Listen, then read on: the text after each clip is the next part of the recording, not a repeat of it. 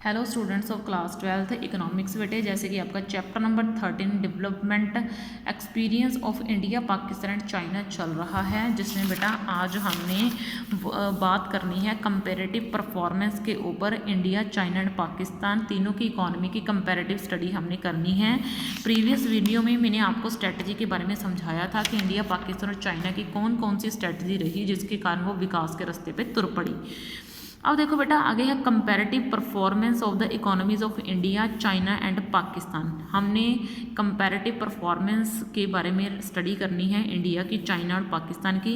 Is studied with reference to parameter of GDP growth, structure of growth, demographic profile and human development. ठीक है ना, GDP growth के बारे में study करनी है, structure of growth, demographic profile and human development. इन चारों के मामले में हम स्टडी करेंगे कि जीडीपी ग्रोथ को लेकर अब हम स्टडी करने वाले हैं। ठीक है, कंट्री पाकिस्तान में, चाइना में और इंडिया में हम स्टडी करेंगे कि कैसे कैसे किस कंट्री में सबसे ज़्यादा ग्रोथ है।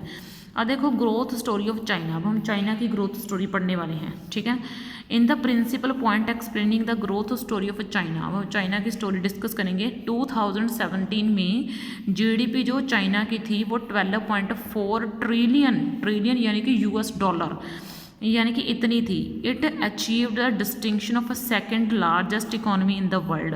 और ये इंडिया ये वर्ल्ड की दूसरी ऐसी कंट्री थी जिसने ये मुकाम हासिल किया था। बिटवीन 1979 और वो पीछे जा रहा है, 2017 से पीछे जा रहा है कि 1979 से 2015 में जो जीडीपी थी चाइना की वो 9% थी, और जो जीडीपी ग्रोथ था वो 15.2% हो चुका था 1984 में, यानी कि वो सबसे ज़्यादा जीडीपी था। And it touches the bottom, और सबसे कम था 1990 में, यानी कि 1984 में चाइना की इकोनॉमी बहुत ज़्यादा हाई जीडीपी पे थी, और जो है सबसे नीचे थी 1990 में। 2017 में ये 6.9% बढ़ गई। ठीक है ना, यानी कि इसमें इंक्रीमेंट होता चला गया और ये ऊपर उठती चली गई। ठीक है ना, तो अब देखो बेटा, आगे देखो बेटा, China achieved a breakthrough in GDP growth in early 1980। और जो 1980 में जो जीडीपी सबसे नीचे स्तर पर थी ना चाइना की, उससे जल्दी ही उभर गया चाइना, और चाइना ने एक बड़ी छलांग लगा के अपनी ग्रोथ को वापस पाया। देखो, अबाउट 4% से 10% तक था उन्होंने एक साल में इंक्रीमेंट करा अपनी जीडीपी में, जो बहुत ज़्यादा होता है। The breakthrough is attributed to the growing factor. ये देखो, shift from a centrally planned economy to market economy. जो थी ना चाइना की गवर्नमेंट, उन्होंने सेंट्रली प्लान्ड इकोनॉमी यानी कि मिक्स्ड इकोनॉमी से अपनी इकोनॉमी को सोशलिस्टिक इकोनॉमी में बदल दिया था। ठीक है ना, focus on export related domestic production. जो चीज़ें वो बाहर बेचते थे, एक्सपोर्ट करते थे जिन चीज़ों का, उसके ऊपर बहुत ध्यान दिया। इन्फ्लुएंस और एफडीआई ने फॉरेन डायरेक्ट इन्वेस्टमेंट के लिए बहुत शर्तें रख दी। Availability of cheap labour force, उन्होंने कम दिहाड़ी के ऊपर लोगों को काम दिया। Giving China comparative cost advantage, जिसने चाइना को बहुत फ़ायदा दिया। GLP great leap forward campaign, उन्होंने एक ये कंपेन चलाया जो 1958 में चलाया गया था। ठीक है ना, आगे देखो, क्वांटम जंप इन एफडीआई, उन्हें फॉरेन डायरेक्ट इन्वेस्टमेंट खोल दिया था। China established special economic zone, उन्होंने स्पेशल इकोनॉमिक जोन्स बनाए। These zones offered all basic amenities to the investors, और जो इन्वेस्टर्स से इकोनॉमी में इन्वेस्टमेंट करने वाले हैं उनके लिए एक ग्रेट अपॉर्चुनिटीज़ उन्होंने दी। ठीक है ना, और देखो, 100% equity of foreign investors and free flow of FDI in the retail sector were the typical inducement parameters for the global investors. यानी कि 100%, यानी कि उन्होंने एफडीआई को 100% तक की छूट दे दी थी कि आप 100% तक आप हमारे जहाँ पे आके इन्वेस्टमेंट कर सकते हो। पहले सिर्फ 40 से 50% तक का ही इन्वेस्टमेंट होता था कि बाहर वाले लोग सिर्फ 40 से 50% तक का ही इन्वेस्टमेंट कर सकते हैं, लेकिन फिर बाद में उन्होंने कितने की छूट दे दी? उन्होंने 100% की छूट दे दी।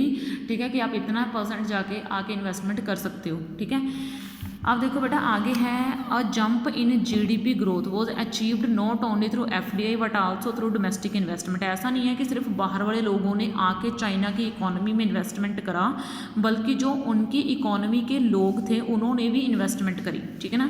अब देखो एज नोटेड अबव, जो हमने ऊपर पढ़ा है, domestic investment was induced through GLF, यानी कि GLF के थ्रू जो था ना, यानी कि ग्रेट लीप फॉरवर्ड के थ्रू उन्होंने अपने कंट्री के लोगों को बताया कि आप इन्वेस्टमेंट कीजिए हमारी कंट्री में, खुद की कंट्री में, ताकि हमारी कंट्री जो है फॉरेन इन्वेस्टमेंट से बच सके। It was a campaign to generate awareness among the people that they can play a significant role in the process of GDP growth. It was a campaign to generate, ये जो GLF था वो एक सिर्फ campaign था ताकि लोगों को अवेयर करा जा सके, लोगों को अपेयर करा जा सके कि वो GDP में किस तरीके से अपना एक अहम योगदान पा सकते हैं, ठीक है ना। इस्टेब्लिश नई इंडस्ट्रीज़ को बना के या फिर नए नए जो है ना इन्वेस्टमेंट के मौके जो है ना वो पैदा करके। आगे देखो, campaign was no motivating that it almost generated momentum for economic growth. लेकिन जो कंपेन था वो इतना मोटिवेट नहीं हुआ था कि वो इकोनॉमिक ग्रोथ को बहुत ज़्यादा आगे ले जाता, ठीक है ना। Relying basically on external demand, China achieved record growth in export. और जो एक्सटर्नल डिमांड यानी कि बाहर उनकी चीज़ों की डिमांड बढ़ रही थी तो उनका एक्सपोर्ट बहुत ज़्यादा चला गया। 2010 में उन्होंने बहुत ज़्यादा एक्सपोर्ट करा, अपनी चीज़ों को बहुत ज़्यादा लेवल पे बना के बाहर वाली कंट्रीज़ में भेजा, ठीक है ना। हाउ एवर इस तरीके से जो पास्ट में 2014, 15, 16 से 17 में चाइना की जो थी ना ग्रोथ वो कम तो हो रही थी, लेकिन इसके भी कुछ रीजंस हैं। जैसे क्या क्या रीजंस हैं क्यों इनकी कंट्री की इकॉनमी जो है वो निचले लेवल पे जा रही थी। Slow down in the global economies has load the demand for the Chinese product. क्योंकि आपको पता है कि चाइना का हर कंट्री के साथ कोई ना कोई मामला रहा ही है, हर किसी न किसी बात पे भिड़न रहती है ना चाइना के साथ, और वो मतलब कि ऐसे छोटी छोटी बातों पर है ना बहस होती रहती है, ठीक है ना। तो इसलिए जो है वो चाइनीज़ प्रोडक्ट की डिमांड जो है वो कम कर दी जाती है, ठीक है ना। Growth of domestic demand in China is slow down, ठीक है ना। और जब डोमेस्टिक डिमांड, उनकी जो डिमांड ही नहीं होगी चीज़ों की, तो वो ऑब्वियसली GDP तो कम होगी। This is because of the rising propensity to save in the Chinese economy, ठीक है ना। यानी कि जो सेविंग और GDP के बीच की रेशियो थी वो धीरे धीरे कम होती जा रही थी।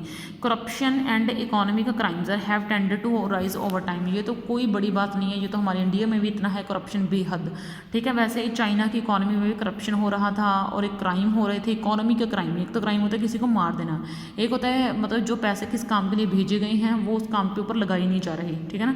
इसको बोलते हैं इकोनॉमी का क्राइम, वो लगातार बढ़ता जा रहा है। कहना Chinese people are now exploring high wage opportunities for of employment. अब जो चाइनीज़ लोग हैं वो ज़्यादा पैसे के ऊपर काम करना चाहते हैं। It is leading to massive migration of the skilled labour to rest of the world. इसलिए चाइना से जो पढ़े लिखे लोग हैं वो बाकी कंट्रीज़ की तरफ जा रहे हैं, ठीक है ना। तो ये हमारे लिए एक बहुत बड़ा जो है श्राप है, मतलब चाइना के लिए, हमारे लिए नहीं। Chinese government is battling with the problem of environment degradation. और चाइना में लगातार जंगल काटने पड़ रहे हैं क्योंकि चाइना की आबादी बहुत ज़्यादा है, ठीक है।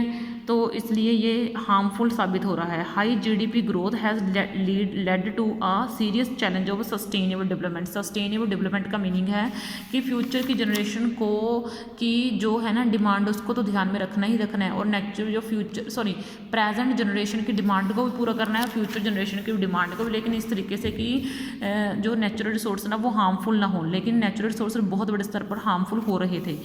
अब देखो हमने पढ़ना है ग्रोथ स्टोरी ऑफ इंडिया। हमने इंडिया की ग्रोथ स्टोरी के बारे में पढ़ना है।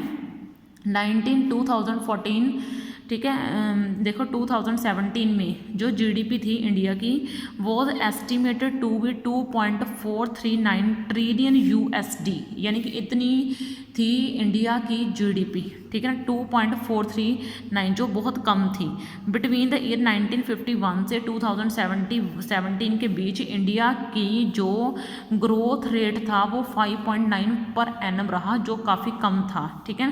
The GDP growth in India की जो इंडिया की GDP थी उसमें बहुत ज़बरदस्त उछाल देखने को मिला 1991 में, जब न्यू इकोनॉमिक रिफॉर्म्स चलाई गई, लिबरलाइजेशन, प्राइवेटाइजेशन और ग्लोबलाइजेशन ग्लोबलाइजेशन, जब ये पॉलिसी जो चलाई गई थी तब इंडिया की इकॉनमी बहुत आगे बढ़ी थी, ठीक है ना। ये देखो 1991 में जब न्यू इकॉनमी का पॉलिसीज चलाई गई थी, कौन कौन सी पॉलिसीज, ये देखो प्राइवेटाइजेशन, लिबरलाइजेशन और आगे है कौन सा, मतलब ग्लोबलाइजेशन, ठीक है ना। ये पॉलिसी चलाई गई थी। और एफडीआई में जो था ना फॉरेन डायरेक्ट इन्वेस्टमेंट को गवर्नमेंट ने 100% की छूट दे दी थी कि आप हमारी कंट्री में आके 100% तक का इन्वेस्टमेंट कर सकते हो, ठीक है ना। उन्होंने एफडीआई को ज़्यादा परफॉर्मेंस दी थी, प्रेफरेंस दी थी डोमेस्टिक इन्वेस्टमेंट से ज़्यादा, यानी कि उन्होंने अपने लोगों को इन्वेस्टमेंट करने के लिए उतना प्रेरित नहीं किया जितना उन्होंने फ़ॉरेन से आए हुए लोगों को प्रेरित करा कि आप हमारी कंट्री में आइए और इन्वेस्टमेंट कीजिए। एनईपी जो न्यू इकॉनमी की पॉलिसी थी, उन्होंने क्या करा, उन्होंने कंट्री की, ये देखो has focused on great integration of the domestic economy with the global economy, जिसको मैं बोल रही हूँ ग्लोबलाइजेशन। उन्होंने अपनी इकॉनमी को बाकी इकॉनमी के साथ जोड़ा एक बहुत बड़े स्तर के ऊपर।